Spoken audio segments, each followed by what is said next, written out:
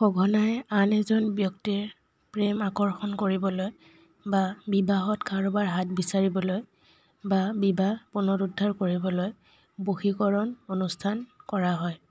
বিশুদ্ধ ৰূপত বশীকৰণ কেৱল ভালৰ বাবেহে ব্যৱহাৰ কৰা হয় যদিও কোনোবাই কোনো ব্যক্তি বা পৰিস্থিতিৰ ওপৰত নিয়ন্ত্ৰণৰ লাভৰ বাবে এই অনুষ্ঠানৰ ব্যৱস্থা কৰে।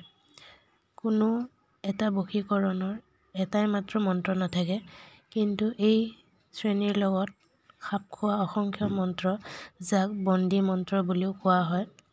পৰম্পৰাৰ ওপৰত নিৰ্ভৰ কৰি এই অনুষ্ঠানত কেৱল নিৰ্দিষ্ট সংখ্যক বাৰ নিৰ্দিষ্ট দিনৰ বাবে মন্ত্ৰটো আবৃত্তি কৰা হয়।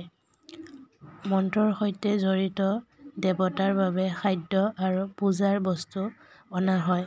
ইয়াৰ লগত আকাংক্ষিত ব্যক্তিৰ কোনো বস্তু যেনে কাপোৰ বা চুলি জড়িত কৰা হয়।